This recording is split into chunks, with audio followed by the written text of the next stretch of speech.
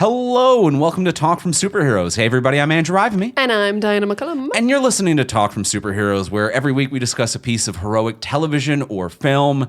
And this week on the podcast, we are continuing our predatorial energy, if you will. Sounds scary. It does sound, something about, predatorial makes it seem more official. Like, I imagine the Predator in a suit now, and something about that is more upsetting. But also he's been called into HR. There have been some complaints about you, Predator. Some complaints about Predator. But today we're on the podcast, we're going to be talking about Predator 2. Following up last week, we talked about the new Hulu original movie Prey, which we covered. If you haven't already listened to it, go back, check out last week. Prey is a banger. We had a great time. And today we're going to be talking about Predator 2, which is the only Predator movie we haven't talked about thus far. It's the only one. It's the only one with a number in it. I hate to just rag on titles immediately off the top, but I don't, because we do it all the time. Yeah. We feel no shame about ragging on titles, but because we always will. We have covered every Predator, and other than 2, I have no idea where the other ones lay in the lexicon, because we've kind of just picked and choose them every time we do them. I'm like, there's their continuity. Yeah. Are they structured? I mean, are they connected? That is why I really do respect Prey for being the only one willing to have fun with its naming convention. To be like, we had the sequence of the films are, and I forget where AVP lies. It is Predator, Predator 2, Predators, The Predator, Alien versus Predator, Aliens versus Predator, Requiem. Mm-hmm. All miserable, other than Predator 2. All completely miserable. But Predator 2, reasonable naming convention. And as well, if you are one of our members on Patreon, this month's Patreon exclusive episode was on Aliens versus Predator, Requiem. And that is available right now over on the Patreon page. You have to say the Requiem. You have to say Requiem. Requiem. If you guys want to hear us, as we often do, just rag on a title, check out patreon.com/fromsuperheroes. Punctuation's important, all right? Because it's not Aliens versus Predator Requiem.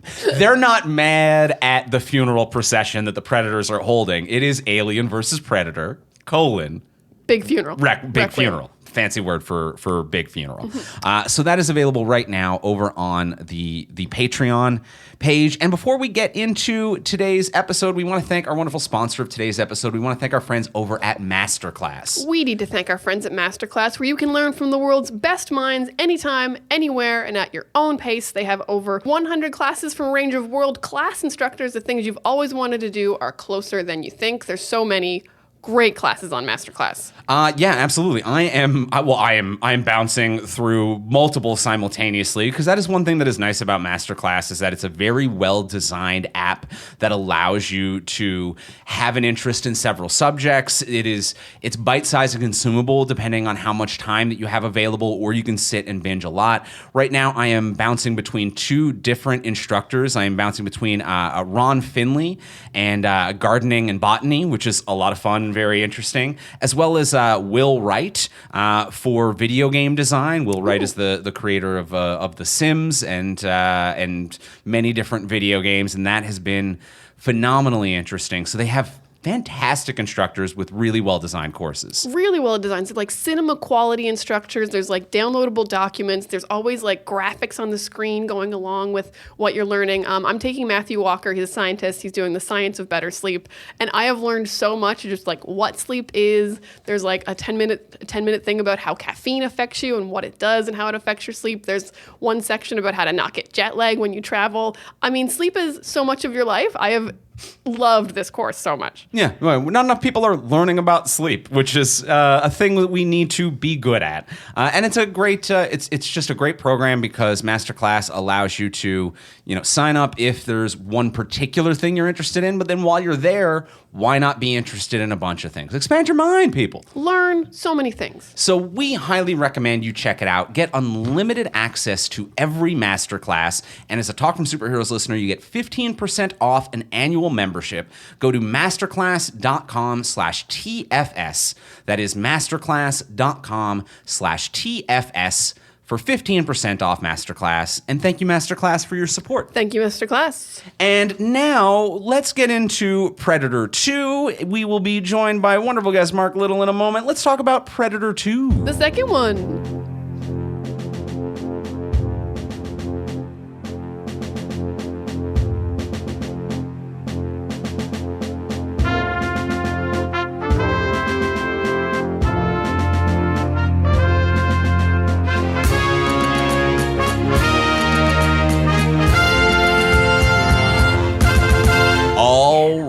right, we are here. We are ready to talk about Predator 2, and we are joined by our guest, comedian, writer, performer, a multi-hyphenate, if you will, Mark Little. Hey, Mark. Hello, thank you for having me. Thank you for being here, my friend. I'm still laughing about the title with Requiem at the end. Aliens versus Predator, Requiem. Why? There's multiple aliens. There's one predator. It's a requiem. Why such a poetic title? Like, is there something kind of emotional about the movie? Let me tell you this, Mark. No. It does not deserve the poetic nature that it is attempting to obtain.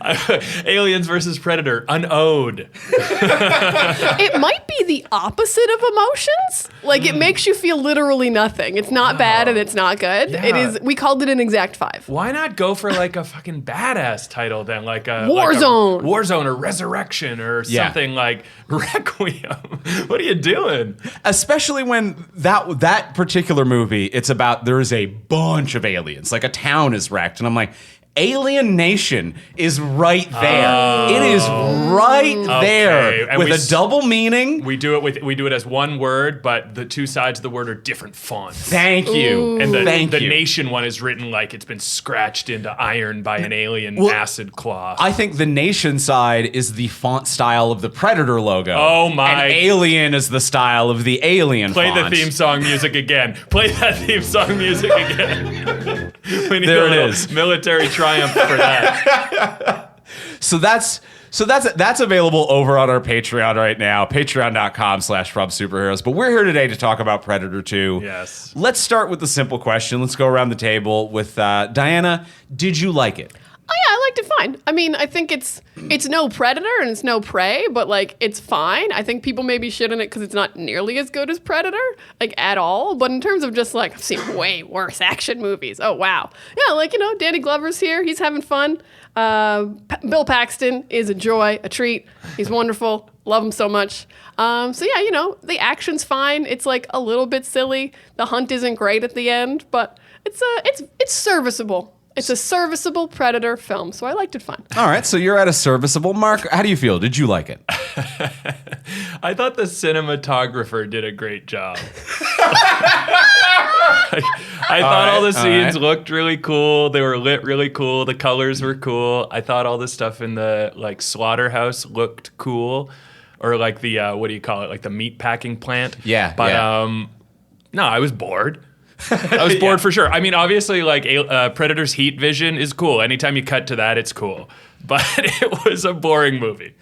I agree with you that as ridiculous as it is a sentence to say the cinematographer of Predator 2 did a good job, I do agree with you. There are some moments in this that look good. It looks sick. And I think my general take on it is I agree. I think it looks sick in a lot of regards. I think that in some of the ways that it does succeed, it is borrowing elements from other action franchises. And there's nothing wrong with that. There's nothing wrong with making a mosaic of an action movie, I think.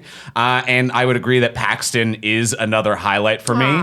But yeah, the script doesn't work. It's filled with soft to overt racism about gangland terror. Oh my God. And if you thought Predator 1 made Predator seem like a little Rastafarian, in this one, he is full on just a 1-for-1. He is equated with Jamaicans. yes, He but is like also hates them at the same time. and hates them. And also hates them. Yeah, but So- they make him look like the Jamaicans. They make his killing rituals the same as the Jamaicans. Yeah. He is a Jamaican gang member. As like they go out of their way. They're like, in case you missed it in the first one, this is what we were going for. Is To the point where the lead detective on the case goes to the Jamaican gang and is like, "We know he's one of you." Yeah, Like the movie straight out calls it out. yeah. It's crazy. So, And then the Jamaicans are like, "Yeah, he is." Like, Well, he's they more like kinda- a spirit we believe They in. kind of but- claim him as yeah. their own. Yeah. some bold decisions all around in this movie. The fact that it starts in the future is insane. This movie came out in the year 1990.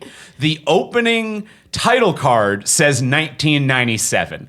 So the fact that this movie decided that it's like 7 years in the future, we've lost LA to gang wars, Wow. which was surprisingly a weird panic that 80s action movies had. There is Escape from New York and LA, and like there is a lot of like reimagining of we've lost major metropolitan cities to gangs, which was a big late 80s, early 90s, just kind of we need to give the police more money, panic, fear-mongering type of a thing. But it's such a weird flex, though, to be like, in 1997, there's guns. It's like, in 1990, there's guns. What the fuck are we doing in the soft future? Yeah, that is. I've never seen a movie go such a small distance into the future. It is really weird when they do that, because like I don't mind when we catch up to when a movie is set, when it's set like really far ahead. Like we've caught up to like the Terminator movies and stuff. But like I don't know, to see a movie in 1990 be like, all right, 7 years, I'll set a calendar. Good to know. That's when the Predator's coming. Like you shouldn't be able to get there so quickly. Like I hope this doesn't get caught up in like, production delays, because this might end up coming out the year that we said it set, the future year. Yeah. If COVID had have happened in the year 1990, this could have been released in the year that it was set in the future. In 1992, the world. I think that if your thing is set in the future, that the medium of film should have changed to a different device by the time that year comes around. Like when you mentioned like Terminator's the 80s, and I can watch the year that we finally reached the Terminator future, I could watch it on Blu-ray. Yes, you know what I mean? Predator came out, and I'm like, you could be like, I'll see this in the future on VHS also. Like it's still, you shouldn't be consuming it in the same medium. Yeah, it seems like they didn't want to set it in the future and have like new technology, but they didn't want to say that this is what LA looked like right now. But they were like, we do want to have a big gang war, but we don't want to have to make new guns or cell phones or invent technology. So we'll just be like 7 years. Yeah. Now that being said, we're ripping on it, but I like it. Like I like that aspect of it. I like saying here's where LA's at and here's where we're headed. And it's we're not headed there because some global cataclysm will happen like in Terminator, where like major shifts will happen in technology or whatever. It's just saying, it's almost like a sketch comedy caricature. It's like, this is where we're headed, a couple steps away. Sure. I think that's kind of neat. I feel like that's kind of like what, actually no, Strange Days was doing something a little different. Technology was very different. Right. They could monitor video in your brain. Okay, I scratched that comparison. So maybe Strange Days doesn't work, but I can see what you're saying. There is something that kind of works about it in that it allows it to be this kind of patchwork of whatever they do or don't want it to be, where it's like the two primary gangs that are fighting in this are the Jamaicans and the Cubans, a demographic makeup that are not a large portion of LA.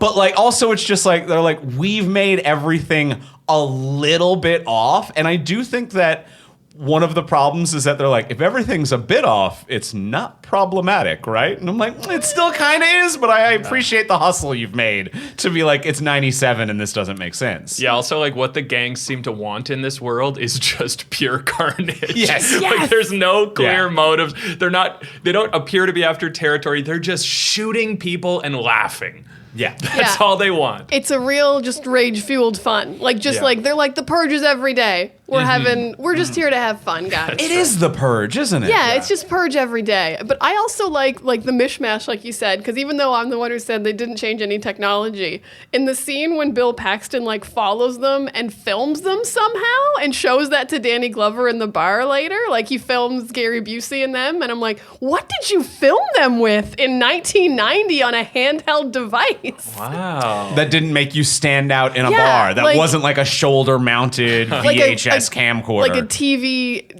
camcorder. Sure, yeah. Like I'm like, what did you have on you, Bill Paxton? Like until cell phones, we couldn't record people just doing stuff. Right, and show it to our friends at the bar later. Yeah. And I think that like there were aspects of that as well, even in like the weapons that the gangs have. It's like none of them are using American guns. It's a weird thing to be like, all of them had like Swedish and Finnish top-load firearms, and I'm like, you have like military weapons from Europe, which is just like none of it makes any sense. This is a diverse movie. It's they've diversity is very important to this film. Yeah. Not just American guns. And also, wow, you can see what guns are. Yeah, I can't remember exactly what ones, but I'm like, they were not standard common in America guns. There could be a gun with a flag on it from a different country, and I would still be like, I don't know where that gun's from. I'm also bad at recognizing flags. Fair enough. So that would be a problem all around. That's the issue. Now, how do we feel about Danny Glover as the star of this movie? Let me say this: peak physical condition. Absolutely does not move like his knees are full of cement, and his chest and rest of legs are full of cement. Also, now. That said, that scene where he pops his top, though, I'm like, you got some slamming shoulders and bod for your age and era. Wait, when does he pop his top? He changes his shirt in his office at one point. I'm not saying it's a full, like superhero movie, the top gets ripped and the abs are popping, but I'm like, I wouldn't mind looking like Danny Glover. The knees, I do feel the cement. I agree with you on that. Yeah, I think we've nailed it in that he was like, I'm gonna do a shirtless scene real quick, so I'm gonna pump a lot of iron top half. My legs are shot. I will not be in cardio shape. I will not be able to wrestle the predator or run after him, but my arms will look wonderful. And I respect that. Yeah. I like the idea that the Predator's one weakness is very slow old men. Just heavy old, sort of like 70-year-old Ric Flair moving, like just moving through water type old men. Right. Anyone who has a knee brace is going to be the exact type of person to stop the Predator. The Predator's ready for you to come at him fast, but if you come at him slow, he's like, okay, it's like throwing a changeup. The Predator's like, all right, I didn't anticipate such an out of shape species of man. Yeah, come at me, Gary Busey in a fireman's outfit while holding a gas canister. Sure, that's gonna get me done. Because Lethal Weapon had also already come out, where his catchphrase was, I'm too old for this shit. And this is like 4 years after Lethal Weapon. Yeah. So in my head, I'm like, well, this is a man who's too old for this shit. Yes. And it's been 4 years since then. So why are you fighting the Predator? Yeah. Why are you the lead of Predator 2? Well, it is simultaneously the best and most boring casting possible. Where like it really does feel like from a script stage, they're like, man, we've pretty much written this character as Riggs and or Murtaugh. Are one of them available? And like it is just whoever was who they cast. Where like it's the obvious choice and it's so boring because of that. But I'm not mad at Danny Glover. Like at no point am I like, you're fucking this up, Danny. I'm just kind of watching this and just thinking the casting director should have tried anyone who wasn't doing the same character again. So that's my main criticism is of whoever cast Danny Glover. And I'm like, Danny is actually, I think, trying his best to sell the shit out of this. Even the more absurd elements, I think he's really going for it at a few different times. Yeah, I think he's going for it. Yeah, I think miscast is I think we rarely say someone is miscast, but like he could be in this movie, but he shouldn't be the lead of this movie. Yeah. There's like 3 cops who are all friends in this. Actually 4. Danny dies. Also, you shouldn't name a character the name of the actor who's the lead of this. The guy who dies is named Danny, and I'm just like, I hate that so much. you can't be Danny when Danny Glover is in a movie. You can change names in movies so easy. They're fictional people. But yeah, he could have been one of the cops, but he shouldn't be the main guy fighting the Predator. You are not this. You are not a Jean-Claude. You are not a Sylvester Stallone. You are not an Arnold. All those guys lived during this time. They were making films such as this. Yeah, this would have been interesting with a Jean-Claude. Well, Jean-Claude was supposed to be the Predator in Predator 1. Or I think he did film some, or did he not film anything? No, he did film some. They refilmed all of it. Yeah, because they got a bigger Predator. They got a bigger and they completely changed the costume too. There is like footage of Jean-Claude in the costume, and it's a very different. It almost is like it feels like an alien design and not a Predator design, where like it is very like wet and sinewy and like it's a very, very different vibe. Yeah. Now, one more thing about Danny Glover and pretty much all the cops is I think I need to talk briefly, maybe all of us do, about how there is a heat wave happening and everyone is wearing giant coats. But also, it's one of the only times I've seen that where I do sincerely also think there's a heat wave. Yes, I agree. Everyone's sweating so much all the time. and I thought it was very nice attention to detail. I liked it a lot. You like seeing I really people be felt sweaty. it. Like I felt like one thing they said about this is we're gonna it's from the opening shot where they start in what you think is a jungle. It's very clever, actually. Very clever, and they push through it, and then boom, there's the city of Los Angeles. It wasn't the jungle; it was just the forested area outside LA. And then they're playing with this like urban jungle metaphor, and one of the things that they're playing with is the heat. And I think they did it. I mean, there's a point where you're like, but why? Why are you all wearing blazers and trench coats? And why do we need to feel jungle in every frame? But we kind of do, and it's neat. I do like the jungle feel, but I agree that the wardrobe doesn't sell it because they're doing wardrobe of film noir. And that's what they're doing, where it's like everyone is wearing a heavy woolen gray suit. And I'm like, I get it.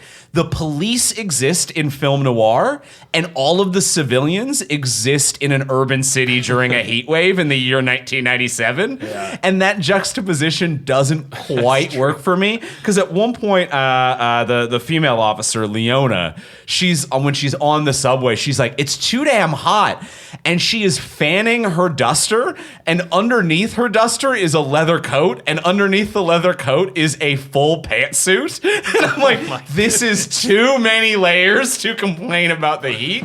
Wow. And normally when you have it's like a movie like set in LA and people are wearing all those layers, you're like, oh, it wasn't actually hot. And like they let the actors wear like coats. But this is the only time I've ever seen a movie and I'm like, they're dying. They did look hot. I'll agree with that. They looked hot. Like Bill Paxton is introduced as this young hotshot cop. He's got huge sweat stains down the shoulders, like under his armpits and like underneath his boobs, like everywhere on his blazer. Sweat stains through the blazer. Kudos to the wardrobe department. That is nice attention to detail. To be like, it was real. Or I think it was real. Paxton was having a rough day. Could have been real. Yeah. Now, and speaking of Paxton, I will say a huge highlight of this movie for me.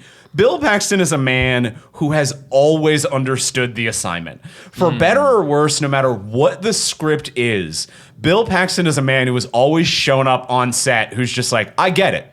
I get it as much as the writer gets it. I get it maybe more than the director gets it. I am Bill Paxton and I get it. And I respect that in every movie I've ever seen him in. Yeah. I gotta say, this is the only movie where I was like, this is probably my least favorite Paxton. Okay. I was like, it's so Paxton, but also it's like his whole character is telling two dirty jokes. And then a couple more small scenes and then dies heroically. And I'm like, I don't really buy the arc. Right. I'm not in love with the character, and I don't blame him. It's hard. It's impossible to ever blame Paxton. R.I.P. Paxton. He does a great character piece. I see what you're saying, that it's not particularly meaty. I do think that the fun and charm of this character, though, is just a simple rug pull that they've written into the movie where it's like, this guy shows up, he's an idiot, he won't shut up, he's got dirty jokes, he is offensive, there is no way this guy is going to be a team player. And then it's just this immediate turn of Bill Paxton's character being like, no, I'm ride or die, what do you need? Like, I am annoying. Weaponize that. Point me to who I should be annoying to. Right. And there is something about that turn of like introducing a character to be like, look at this idiot we all hate. And then within a couple of scenes without any real subtext, just letting the audience realize like, no, it's actually good to have him. It's actually good that he's around right now. He's annoying, but he's really good at his job, you guys. And sometimes you just have to live with that employee. Annoying hyper-competence is such a weirdly real niche to be like, yeah, no, I have met people who are miserable and also very good at their job. Mm-hmm. Yeah, people I don't want to work with who I know will never be fired. And I'm like, damn it. God damn it. Yeah. When will they screw up?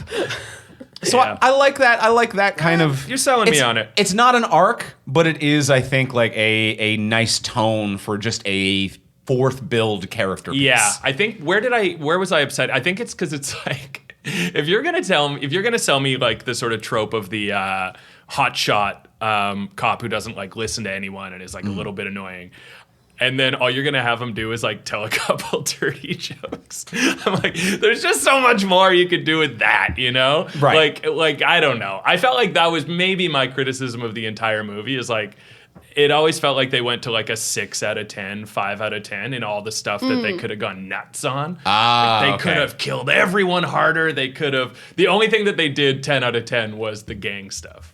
Yeah, Yes. the gang stuff was very hardcore. They were just like, these guys are going at it. They're gonna take a hit of cocaine in between the same fight. They're gonna take a quick cocaine break. And then rub cocaine on their wound.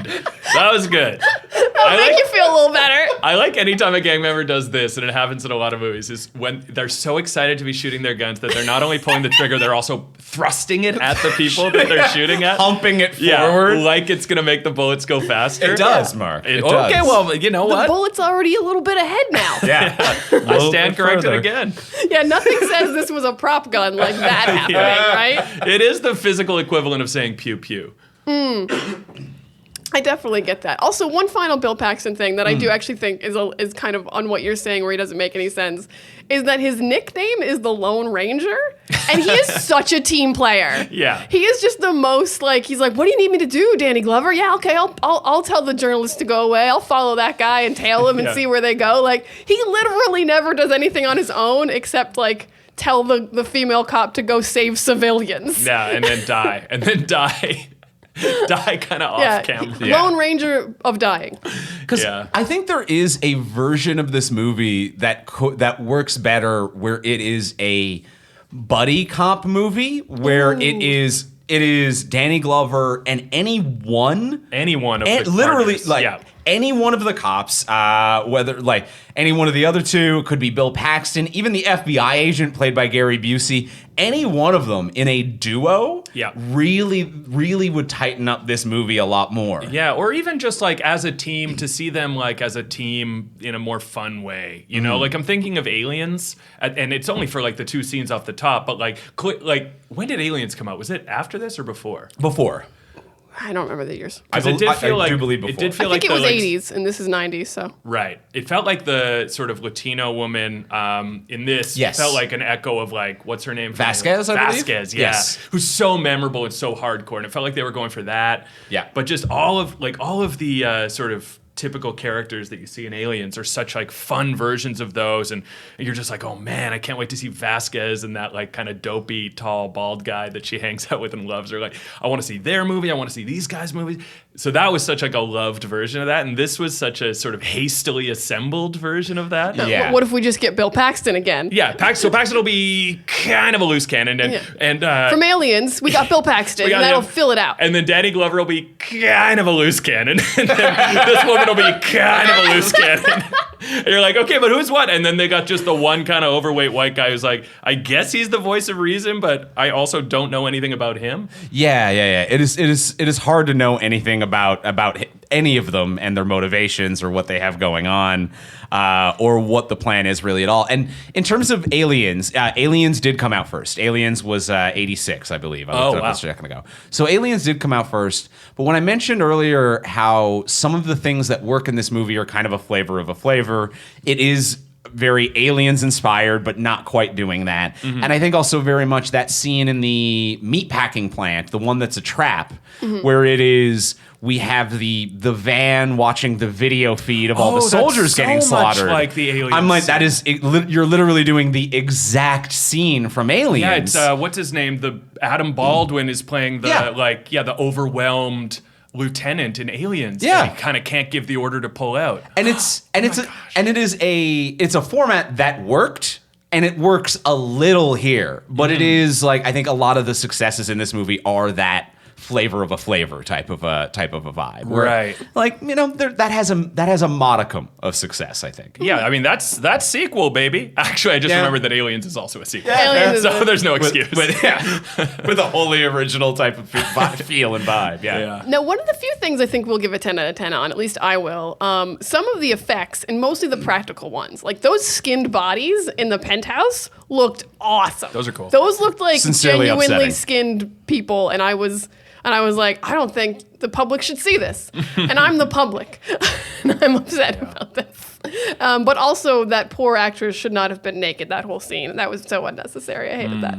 Yeah, that was truly a hard cut to some pretty wild 80s sex. Yes. Like, that's such a classic 80s way of having sex, is a woman on top, breasts out, throwing herself around and screaming in passion. Don't even need to see the guy. It's just the way they cut to that for 2 seconds to satisfy one producer's id. Yeah. And then that was the establishing shot. You know, like most movies and TV shows in an establishing shot will do an exterior or a door opening. They're like, just titties and a bed sheet.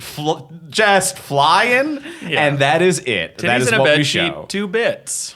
Classic. Classic. Because, the movie's rated R, so if you can have boobs, so put the boobs in. But also then they're like, even though it's rated R, like, you don't get to see anyone die. There is such a weird, like, dichotomy of, like, what's perverse in this. It's like, oh, if I'm going to see boobs that graphic, I want to see someone's spine get ripped out. Why are all these deaths off screen? I know. There was one... King Willie dies off screen. Bill Paxton dies off screen. Danny dies off screen, the other police officer. Sure. I think part of it... He dies off screen, and then you see 5 drops of blood. Yeah. To indicate that he's been gutted and skinned, and 5 little drops of corn syrup. Like, oh boy, he really got it up there. Yeah, like, was he, like, hung to death? How did he only lose 5 drops of blood? Apparently, he was stabbed through the heart and died instantly. Didn't feel it before he was boned. I mean, it might just be the only logical explanation I can think of. It is speed of filming and just not having the practical effects department to do that. Because even though I agree with you, Diana, the practical effects on this, they look great. The Predator suit itself is a modification of the original Predator suit. It's the same actor inside, so the embodiment is good and strong and powerful. I like the Predator as a creature. I like the creature design. I like the ship and the sets and everything going on. But I think in terms of maybe like squibs, fake blood, a head exploding, they don't have... Like, even the costume that looks great in this for the Predator is just new attachments on what they had in a storage facility from the first movie. So I think they just did not have the time for detail to be like, we are going to make a model of Bill Paxton's head in order to explode it or have it ripped off. Like, I think it might just be speed of filming and not having the practical effects department able to put these things together on set, despite how good things look.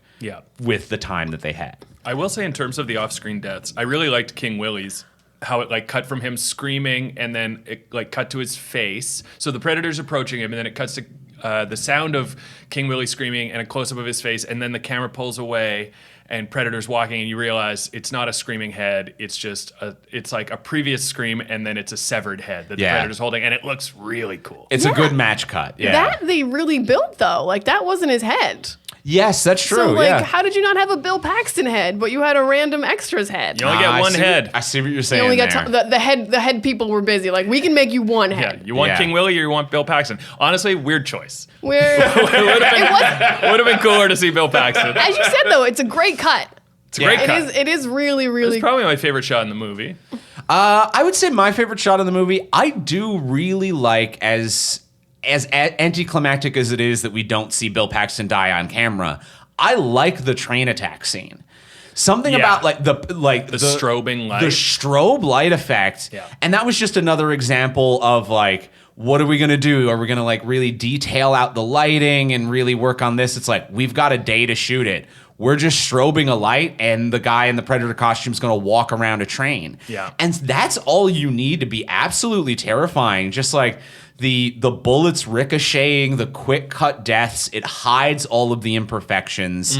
It really works in every way, and I think is like an ideal example of simple, practical solutions to hurried, cheap filmmaking that elevates everything and works really well. Like, I love it as a scene. It's cool. I also really like that.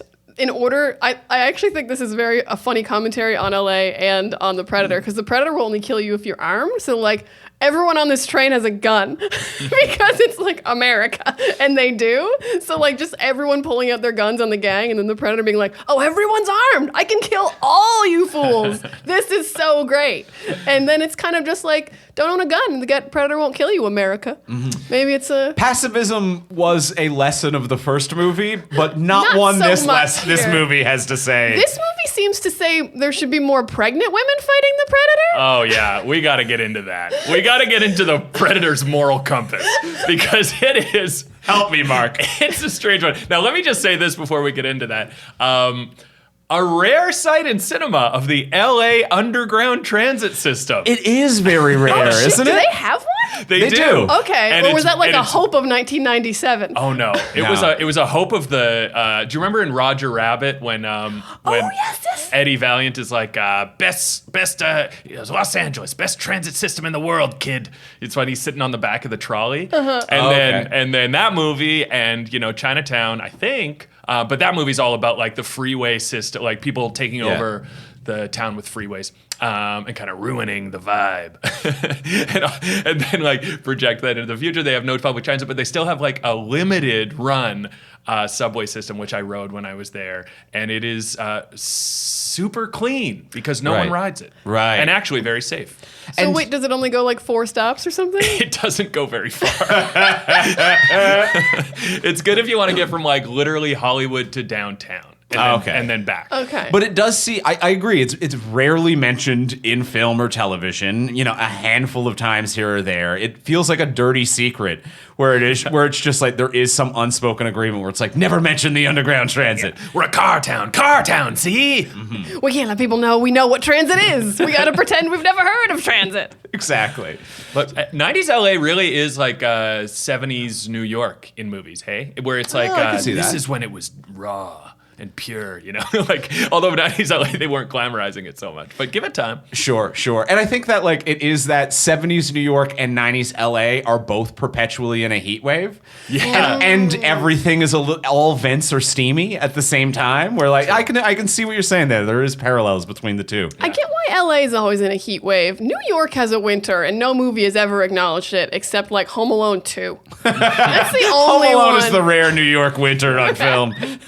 No other film has ever been like, it snows there. Yeah, I'm really trying to think of a New York Christmas or like a winter movie. There might be a couple of Christmas, but never just like it's not Christmas, but it's winter. Right. Yeah, just a general winter. Well, so another thing that I do want to discuss in terms of Predator 2 is the fact that Danny Glover's character, Mike, Lieutenant Lieutenant Mike Harrington. Just a terrible character. Danny Glover. That's really boring. So just cutting corners in all the strangest places. I find it hilarious, and I don't know if I like how terrible it is or hate it, that his character is a dead wrong idiot for the entire movie. He's a survivor. No one can rob that of him. Yeah. He is a survivor who survives some scrapes. Mm-hmm. But by the time like the FBI show up and Gary Busey's character has to be like, you're an idiot in over your head and you've completely misread the situation. Yeah. And Danny Glover's character is like, a cop died. I'm killing every Jamaican in town. Yeah. And Gary Busey, who is portrayed to be the villain or the opposing force to our hero, is like, whoa, no, don't do that. That is not, A, not how cops should behave, and B, you are wrong and a bad detective. Yeah, it truly is like the opposite of almost every other portrayal of that kind of character relationship where like the Gary Busey character, like the Fed, is portrayed surprisingly sympathetically. You're like, yeah, I think he's got a good plan. And the street cop is a moron that you're kind of like having trouble cheering for. In part because I just watched the movie Year of the Dragon. Have you guys seen that? No, I haven't. It's just like like Mickey Rourke plays a class. It's the same kind of Danny Glover type cop. It's a cop who doesn't want to be told what to do. Loose cannon, got his own reasons for like, he wants to go to war and everyone else wants to play politics, And his reason is like he's working in Chinatown, he's a Vietnam vet, he's a racist, and he feels like he's constantly relitigating Vietnam because he doesn't like how America pulled out. So that's like the subtext, and they hammer you with that. Okay. But it felt like this Danny Glover character is like, you're like, oh, he hates feds and he doesn't want to be told what to do. He's going to do it his way. And you're like, okay, why? And they're like, because that is the type of movie character he is. Because he's a rogue who plays by his own rules like every other cop. Yeah, you don't actually have a reason for it. It's just he exists in a world where movie characters do this sort of thing. Yes. We don't know anything about his past. We don't know anything about who he is outside of the job or how that informs his choices. He's rogue cop. He's the lead, so he's right. Yeah. Except he also you're absolutely right. He's an idiot every step of the way because, like, you know, Gary Busey's like, you're cut out of this. I'm feds, and like, this is our case. Don't go in this crime scene. And then he's like, Danny, go in the crime scene real quick. And Danny gets killed by the predator. He gets his friend killed. He absolutely gets his friend killed because he's like, go check out the closed crime scene we're not supposed to go on. Yeah. Gary Busey said we couldn't do it. And he's got like 50 guys who are super well armed, but we got here first. He does seem to be like a first saved with first. He's like, And he is opposed to the FBI at every point. When the FBI first show up and the police chief is like, you're going to be working this case with the FBI. They've brought a surveillance van, a team, gear you've never even seen or dreamed. They also have a man undercover working the case right now. Danny Glover's like, God damn it with this bullshit. Fucking tying my hands up, chief. Like, you have been given carte blanche overnight, which is phenomenal. Also, such a bad detective. When Danny does get killed, he sends his friend off, Danny, to die, and then is at the funeral, and an invisible man leaves him his friend's necklace. And Danny Glover's like, goddamn Jamaicans. What? Like, an invisible man left you your friend's necklace. At what point do you think that is a thing just Jamaicans are capable? You saw a shadow move. Yeah. I don't know. I feel like you're being too harsh on a man for not jumping to aliens as the obvious answer. That's true. I know we know we're in a movie about aliens. Sure. He has no idea yet that he's in a movie about aliens. That's true. I think we'd think he was dumber if he was like, definitely an alien. Leaving me my friend's necklace. Yeah, more movies should have people assume Jamaicans first. That's what we're coming to, I think. Yeah. Yeah, when you see someone's heart cut out, you think Jamaicans, not aliens. Yes. Here's my favorite thing about the plotting of this movie, and it really speaks to, I mean, it reflects poorly on Danny Glover's character, but it's not his fault, it's just the script. Halfway through the movie, as you've already said, Andrew, he realizes that based on the subway scene, this thing only attacks people who are armed. Yeah. Yes. And then Somehow he figured that they out. do nothing with that. It's his one big his one big eureka moment as a character, and then he kills the predator with a weapon. And he fights it with a weapon. At no point does he sneak up on it without a weapon. Like, you keep waiting for that moment where the predator's going to look at him, but he's not armed, so the predator gives him a moment. Did I miss a scene where that happened? No. They just do nothing. It's a massive moment, and they do nothing with it.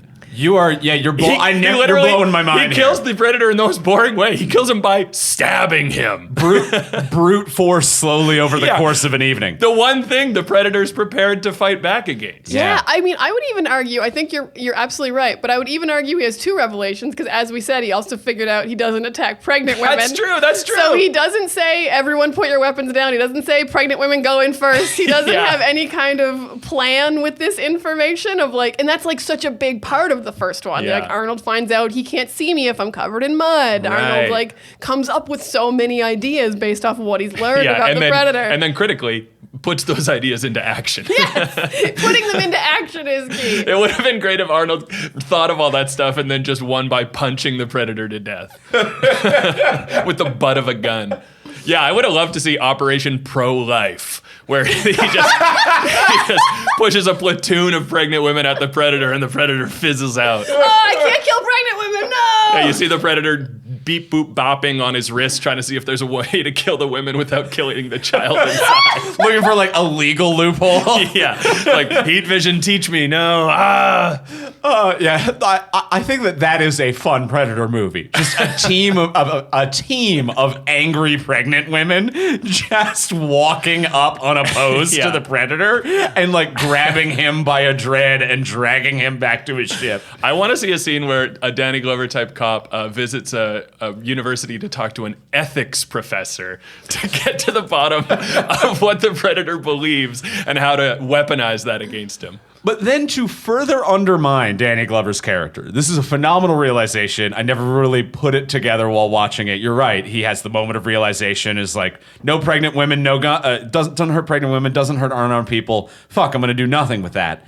And then when he does link up with the FBI, and now is like, whoa, we're in a crazy trailer with surveillance gear, and the FBI off screen, the people who are an opposing force to our hero have learned all of the false information and weaknesses of the first movie and have put together an intricate and frankly near flawless plan to capture the Predator. Great like plan. that, it is like a squeaky staircase destroyed their otherwise perfect plan. Yeah, and also the lack of of an exit strategy if it became very apparent that the Predator was on to them. Yeah, had any other kind of way of seeing them. I would say a very, very good plan.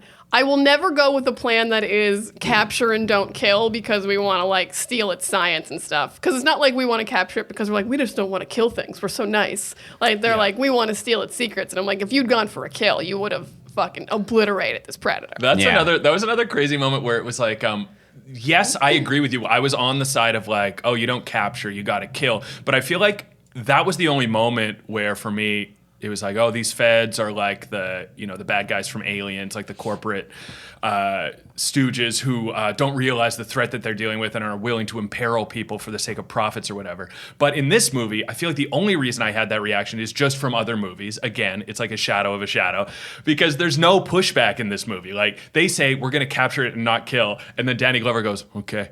And he just watches. And you're like, you're waiting for someone to take the moral stance of, but if you do that, you won't actually capture it, and he's gonna, go on another rampage. You've got to kill. You're waiting for someone to give voice to that. No one does, because that's the only moment where Danny Glover is humbled enough to be like, I'm listening. So you're at home like, I think other movies have taught me that that's an immoral strategy, but in this movie, I guess it's not. Or even like Danny Glover being like, at no point, or making a moral stance of like, at no point has better weaponry made us safer. Like, look what's going on in LA right now. Yes. We have the most expensive assault rifles from around the world. There's more weapons than there's ever been, and we've never been less safe. Yeah, this is not. It feels like that perspective is so close to being realized in this movie. Like it feels like that was the intended subtext, and then they just kind of gave up on seeing it through. Yes. Yeah, I get, yes, that absolutely happens. And I think they probably gave up because they were like, but then it would look kind of hypocritical if Danny Glover just picks up a gun and kills the Predator, which he has to do, unless he's going to use the things he's learned, which is if you don't have a gun, you can somehow kill the Predator in a different way, maybe, or actually capture him. Yeah. If you're unarmed, it's probably way easier to capture the Predator because he's not going to kill you. But at the end of the movie, though, it could have tied into the theme because the weapon that Danny Glover ultimately kills the Predator with is his own weapon. So you could easily be like, you don't need Danny Glover to be like, I keep a rocket launcher in my trunk. I'm a beat cop who has a rocket launcher in my trunk at all times. Because at the end of the day, he shoots all of those weapons off, doesn't do anything.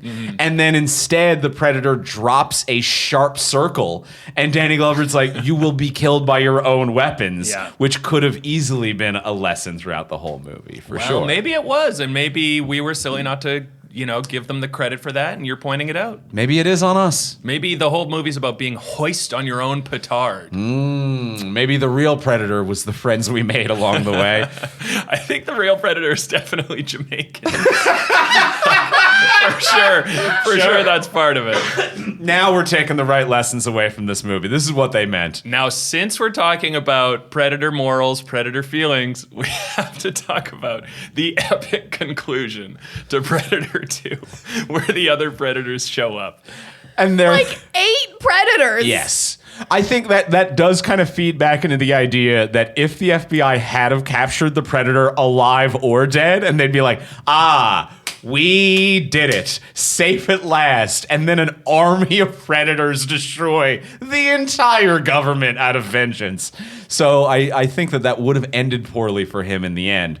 But instead, we just get a bunch of Predators who are like, We fucking hated Danny, or whatever this predator's name was. Probably not Danny. Probably not Danny, because that was another character. But we hated Steve. That guy. Yeah. Yeah, like, were they all hunting other parts of the city? Were they, like, waiting for him? Like, the car's gonna leave soon, man. Yeah, he's always late. Like, what were these guys doing here? Thank God he's dead. He was always late. Yeah, never pitched in for gas. I appreciate they carpool. I do appreciate that they carpool. I do respect that.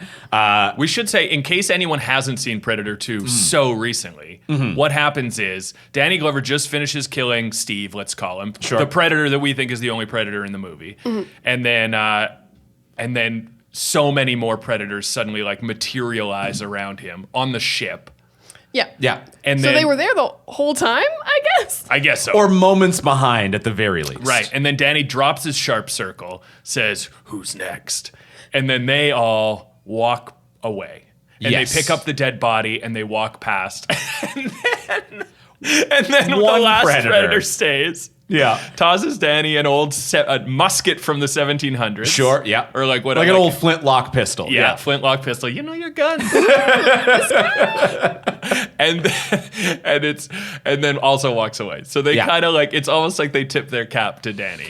They do, in a way that makes no sense. No sense. No sense at all, because, like, I get that maybe you kind of respect that he won the fight. A keep what you kill, and I've mentioned this on other episodes when we've talked about other Predator movies, a very, very similar to, like, Klingon and Star Trek. It's a keep what you kill. We are super violent, but we do have a certain fucked up sense of honor and code type of environment. And they all keep a trophy of things that they've killed. Yes. And Danny Glover kills a guy and has his sharp circle. And the trophy he gets to keep is an old flintlock pistol from the 1700s. That's not how trophies work. Why did you give him that? They gave him a human weapon for killing an alien. And it's like, we don't want this anymore. so outdated. It doesn't work at all. Yeah. It's no good. You can't keep the sharp circle. It's like, it's a really good, I'd like to keep the really good sharp circle. And they're like, no, that's ours. No. Yeah, it truly is a moment that only exists to be like, oh, Predators have been around a lot longer than you thought. Yeah. They were around in the 1700s. But so it works on that level, but it does not work on the level of, here's a token of our respect. No. Yeah. Not at all. Yeah. It kind of just seems like some junk they've been trying to get rid of. Yeah. Like, I don't need this. And then they all leave the room. And Danny Glover's like, I'm getting out of here. And gets off the ship with seconds to spare as the ship flies away into space. But at no point was told to leave. Yeah. So I also like to imagine an alternate ending to this movie where Danny Glover's like, are we cool? Can I go? Like, he doesn't know what to do and just hesitates for 10 seconds and is now an odd couple roommate of these predators in space as they go on hunting adventures, Or the predators come back to that room and they're like, where the fuck did that guy go? He seemed cool and chill. I gave him my gun. The hell? He was supposed to replace Steve. Yeah. You kill one of us, you join the team. You join the predators. This sucks. Yeah, so Guy takes off. This sucks. My favorite thing about the trophies is like the wall of skulls. I love the wall of skulls because the wall of skulls is so funny because it's like, whoa, this one kind of looks like T-Rex. And it's like, oh, that's definitely an alien skull from the movie Aliens. And fuck does a human skull look so unimpressive compared to all of these like really sharp teethed like big creatures. And he's like, and I killed this fucking human. If you look at a human skull, we are bullshit hunters. Like no sharp teeth, our tiny little heads. the story of the skull does not tell our greatest strength. Stamina. I was going to say community, technology, and centuries of advancement. Yeah. Like you look at a T-Rex's skull and you're like, oh, Shit. fuck, you were born ready to kill. A human skull, and like anyone who hasn't seen humanity would be like, this is a sad trophy. Yeah, it would be like having like a safari trophy room and then a little squirrel skull snuck in the box. I guess that's there too. Like, okay, you killed a squirrel. I killed that too. What do you want? Yeah, like you kill an elephant, you kill a lion, you kill a bear, and then just like, a little mouse. Is that a house cat? Yeah, he was easy. A bunch of the house cats were working together. In hindsight, we shouldn't have killed those ones. My favorite moment in the skit in terms of like the trophy room is the shot of the Predator using an electric buffer to buff the skull. Yeah. It's a very quick shot of him sanding the skull. Like, he takes care. Oh, that's, I think, the other revelation that Danny Glover's character had that does nothing with. Because at one point he's walking the street being like, why the fuck would he skin people alive? And he walks past a taxidermy shop. Yes. And Danny Glover looks at the window and like they're rolling in a taxidermied bear.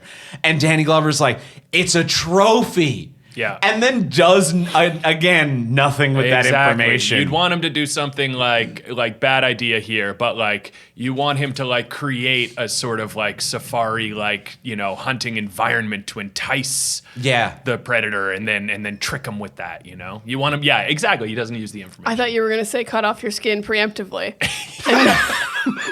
And then the predator goes, what's the point? What do I do with this? This guy's got no skin. It's the only way to be safe. You want him to put up like a poster in predator language for a hunting expedition. Never before seen humans. Danny Glover cutting off his own skin. His partner being like, why are you doing this? And him being like, Jamaicans, you know what they're like. I still haven't put together all the clues of this. All right, give me your badge. Your badge and your gun. Get out of here. And also that knife. Give me that knife. You're bumming us all out, Well, I'm feeling pretty good about Predator 2. How we all feeling? I'm feeling pretty good. Any last talking points? Anything else we want to get down? I don't know. No, I mean, Predator's fun. The last scene that I want to mention, because I feel like I missed something, when the Predator goes into the bathroom and then uses tile cement to make the goop to heal his wounds, what is it that he makes? Don't worry about it. This is the longest cauterization scene I've ever seen. And also, like, you would think the Predator would have, like, faster medicine. Yeah. Like, you gotta find some gravel, you gotta melt it, you gotta mix it with some stuff in your belts. Like, was the movie too short? And especially in the first movie, like in the first Predator film, he has like a painkiller. He has the same med kit, and he has a painkiller injector, and then he's just got like a liquid nitrogen canister and like freezes his wounds so that they don't go anymore. I'm like, well, this is just longer and more elaborate. I guess they needed a way to kill enough time for old man Danny Glover to climb up a pipe for 10 to 15 minutes. Very awkwardly in a way that felt quite real. It felt very real. It is true. Like he was taking so long to cauterize his wound or whatever he was doing to heal himself. It was, in an entire movie that seems to be designed to demystify how cool the Predator is. It was the scene where it was the greatest moment for like the Predator to feel like just a guy, a strong guy. Yeah, he's in some old lady's bathroom, and she's like, "What are you doing in there? Do you mind if I use some of your tile cement? And do you have any Advil?" When he just breaks through her front door, and it like looks like a Looney Tune character shape, it is very comical and not like what a fucking badass. Yeah, that was one of the great moments where Danny Glover says, "I'm police," to the old lady, and she goes, "I don't think he cares." Great moment. I love that line read. Yeah. Like that old woman nails that. She does. Yeah, I don't think he gives a shit or whatever she says. But that is also very like, there was a sweet spot from 85 to 95 where it was like all kind of blockbuster popcorn action or horror movies needed to have a scene where some old lady goes, "Is someone in there?" In some regard. Yeah. Some way, someone has gotten into a bathroom or room that they should not be in. Yeah. And an old woman with a broom has to be like, "Who is it? Who's in there?" And she's always calling to her husband off camera. The husband Who is dead never asleep. shows up. He's such a layabout. Fucking piece of shit. Carl, there's someone on the toilet. And sometimes Carl will die because of that, but the old lady always lives, which I like. She's always fine. Sometimes the layabout husband will die. I've never seen him die, but I've often seen it cut to him at the end, and he's just sort of getting up off the couch and going, "What's that?" Yeah, come on, Carl. The comedic cutback. Yeah. Oh yeah. I feel like Gremlins killed an old husband or two. Did they? But I've got Gremlins on the mind. My final thing, I will, since we're on this lady, I will actually shout out to all of the extras casting person who hired everyone Were in extras LA. free in the year 1990? There's so many people in this movie. Yeah. That the bullpen scene when they first show the police precinct, and it is just a cast of wrestlers, all with the most defined characters that they've created, where it'll be like one dude arguing with the cops who's just like, I got a shirt made of flames and I did an arson today. And there is 100 of those background extras, each with as distinct a personality they've decided on. The one-shot long pan of the police department would not stop. Like, it just kept going. I'm like, there are hundreds of people, like, who on cue, like, went into their characters. Yes. This is not just like a, like, stand around and, like, be an extra. Like, everyone came up with a bit. Odd amount of work Yeah. A lot put of work, into the extras. a lot of care put into that part of the movie. That part of the movie. Yeah. Now the killings. But yeah, man, did we LA nail these extras. LA felt crowded. It did feel crowded too. And I think that was something that like this movie did that movies don't really do anymore, which is hammer a street full of vehicles for a shot. Because like anytime there was an emergency, and like I feel like Lethal Weapon, Die Hard, a lot of movies of the era did it very practically, where it was like, we rented 100 ambulances, 300 police cars, 9 fire trucks, and we had every extra drive their own car on set. And we crammed each one of these vehicles up one another's ass. And to get through the scene, like every actor has to like cram through a like 6-inch gap between a tail light. And it feels very cramped and real, and it's not something that I see anymore. And I think part of it is because it would always be filmed on a very cheap crane camera with an unlimited depth of focus. So you could see every car for 3 blocks. So it needed to look deep and it needed to look packed. And now I think it's just like we're cleverer with our camera techniques and have a shallower depth of field. So it'll be like there's 2 police lights with like a soft bokeh in the background, but like nothing else is on set. What's a bokeh? A bokeh is like when like a light makes that kind of like weird shape, you know, like a halo type of a shape or anything like that, or if the J.J. Abrams Star Wars, when you get the like the panoramic bokeh of like the straight line that shoots out from a lens flare from a light source. Right. Thank you for calling him out on what a bokeh was, for just saying it so casually like we all knew. I appreciate that, because I was also like, I'm going to let it slide, but I don't know what a bokeh is either. When a light source is not in focus, Yeah. it warps the shape of it. My favorite way that they like save money on backgrounds in movies is like in police like chief offices or any office scene where the light's coming in from outside, like being beamed in, so it's like glowing, and it looks like a cool choice, but you're just like, you couldn't lock off the street. Yeah. It probably looks like a studio out there, so you couldn't log off the street, or this is a soundstage. Yeah, exactly. Because I think too that's the other thing, is that all these streets were not live locations. Like they look like they are back when there was a lot of like a backlot fake city, and there much more things were filmed on those back in the day. I love that look. Yeah, I do too. I love when everything looks a little fake. But speaking of fake, the Predator's weapons. The only like animation in this. Oh yeah. And just done so poorly. These throwing stars that move across the screen so slowly. So slowly. Oh, I thought you were going to talk about the staff. Because it felt like, because they added a bunch of weapons from one, like new ones. Like, you don't think he had the staff in the first one. The net like, was new, I believe. The net. The net was cool. That cuts you as it gets The net's always cool. But like, I feel like then they had to do a weird thing. Like, oh, we have these new weapons. So even though he's invisible, you can see the weapons. Yeah. It was just like, wait, why would I be able to see the weapons when he's invisible? And guys still somehow not knowing where he is, like pointing their guns, where is he? Where is he? And there's this huge staff floating in the middle of the room. Shoot at the staff! Yeah, the big circle-y saw thing. It's right there. Yeah.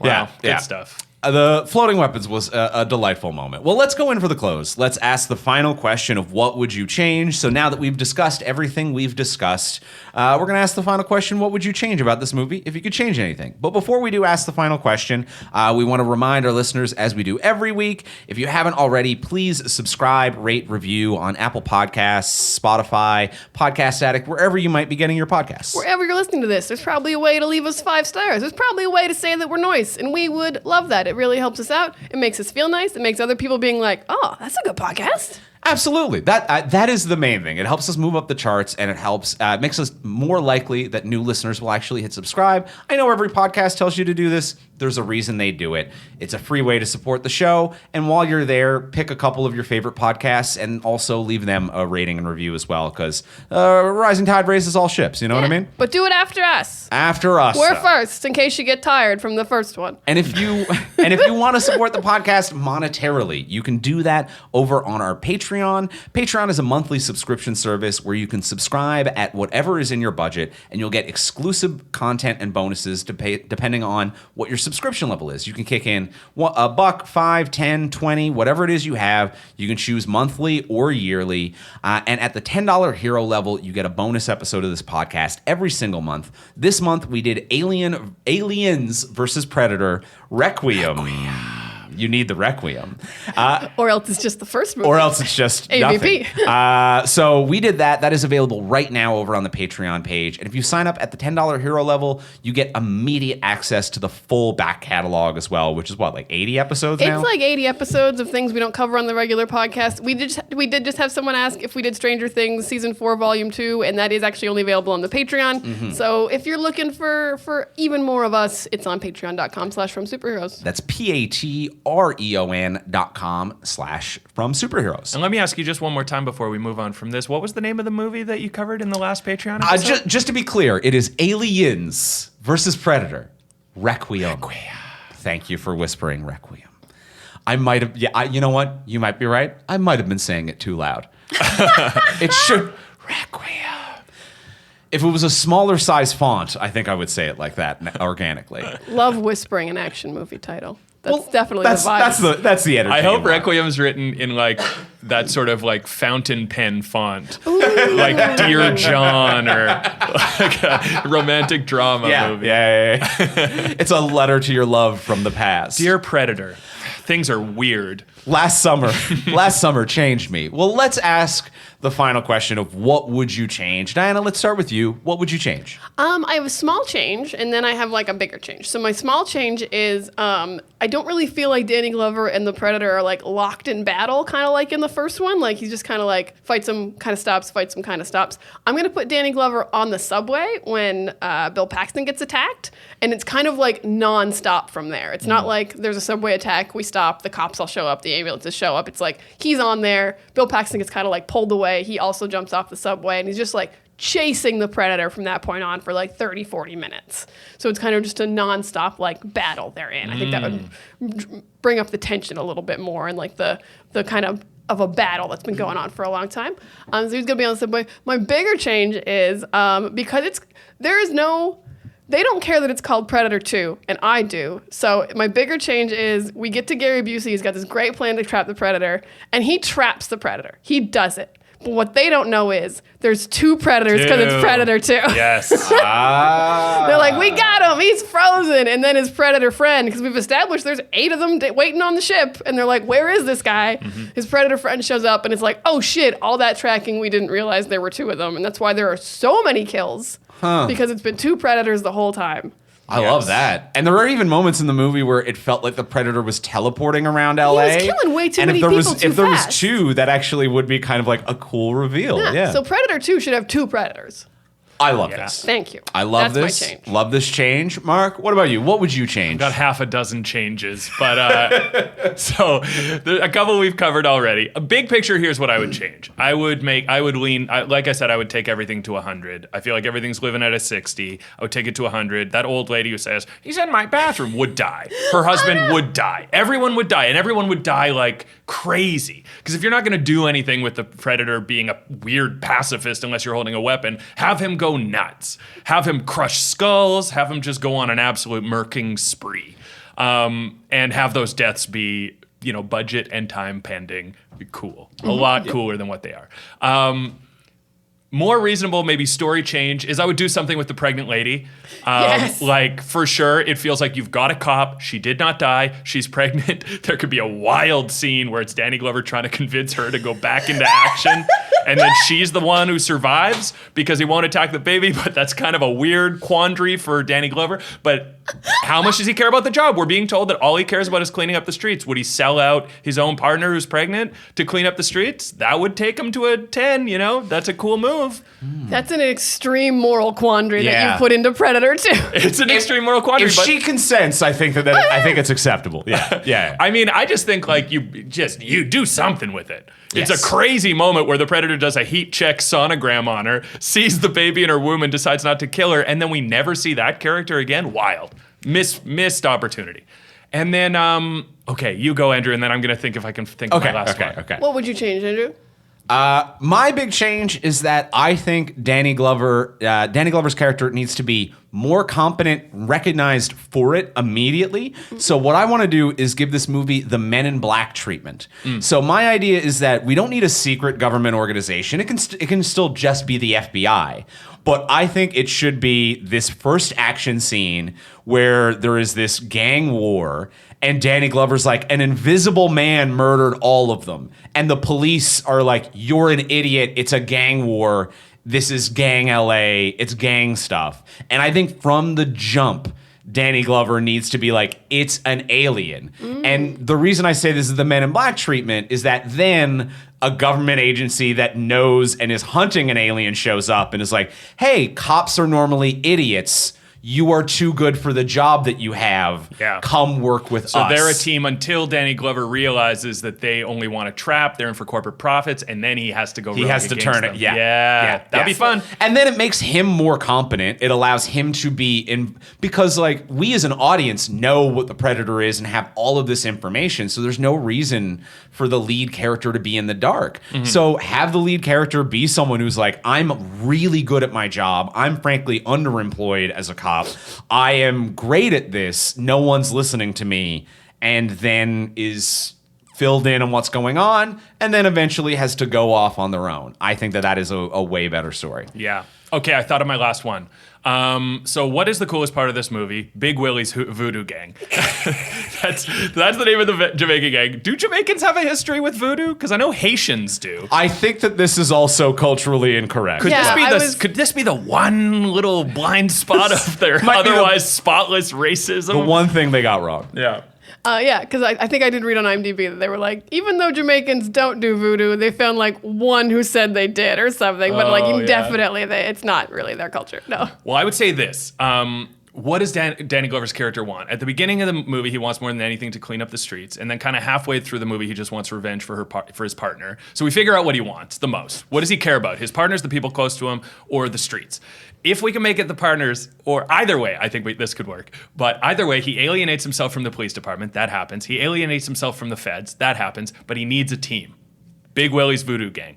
So it's Danny Glover flanked by the gangs. They form a truce just long enough to kill this thing that they all have different reasons for wanting to kill. And then it's Danny Glover fighting alongside these fucking rad voodoo gangsters and these wild Cuban gangsters. And then we have some fun. You know what? I love that. I love that change. It feels very Rumble in the Bronx. Which was very much like the like there's a gang of anarchists who are tearing up the streets and they got wrapped up in a diamond trade between a Jamaican dealer and like these suits who are infiltrating the government, and it's like, and now Jackie has to work with the gang to take down a bigger problem. Like that is a very fun Jackie Chan movie, and I love Still it. haven't seen that one. Oh, you gotta see Rumble in Rumble the Bronx is great. I think it was filmed in Vancouver, right? Yeah, Oh, it it certainly was. was. My home spot. But yeah, that's a very fun change because then you could even like solve the gang war at the end. They're all friends now, Yeah, or they're all dead. have It's sort either of a they're all rock- dead or they're all friends. Yeah, that has sort of a Rocky IV ending where like, Danny Glover If I could stands up. change. Yeah, then you could change. Anyone could change. And then the Predators reappear to applaud. They toss everyone an old Come gun. out of camo, yeah. But yeah, I did I feel love like it felt like you set up some very cool gangs off the top, and then they just kind of fade away, like so much else in this movie. Yeah, I'm very much with you. I love that change. I'm on board with all of this. I love more and more integrated gangs. I very much love once the ship pops on the train, it never stops. And then we love yours. And thank you. I obviously enjoy my own as well, which is that he should be involved in the FBI thing way sooner. You want to root for the main character. You got to be more competent. And frankly, we love Operation Pro-Life. Love it. The platoon of pregnant ladies. The platoon of pregnant ladies that we're going to send to fight the Predator. The human shields. Well, that is going to be it for this week and for Predator 2. Next week on the podcast, we are going to be back. We are going to be talking about the Fellowship of the Ring. Building up to the release of the new Lord of the Rings series on Amazon. We're going to be talking about the first of the original films. So we're talking about Fellowship next week. In the meantime, though, Mark, thank you so much for coming on and hanging out with us. Thank you. Where, if people are listening to this episode and they're like, I enjoy the stylings of Mark Little, where can they consume more of you or what you have created? Well, if you want my stylings, baby, I'm on TikTok and Instagram as like Mark Little Comedy, I think is my handle. You can find me easily if you type those words in. And I've got a podcast coming out in September with Jackie Pierico, the illustrious, the wonderful, very funny Toronto staple. It's called the Sickly Sessions. So if you somehow hear this after September, you can look for that. It's about health, but it's funny. And honestly, if you're hoping to listen to it to like feel better about your maladies, not the right podcast. We definitely don't destigmatize things. Okay. We're realizing that we are, heavily re-stigmatizing. You are enforcing one another's neuroses. Yeah, I think so. And honestly, just having fun at the expense of things. We're like, I think we got to figure out who we are and what we want to do here. It's a work in progress. That is a ride. That is a ride that you are going to be taking people on. Yeah. We'll figure out what it is. Well, excellent. Well, thank you very much for being here, Mark. And we'll be back next week to talk about Fellowship of the Ring. In the meantime, if you want to get a hold of me, you can find me online at Ivimey, Ivimey. You can reach me at Words of Diana. And you can reach both of us at From Superheroes. And we'll talk to y'all next week. Bye.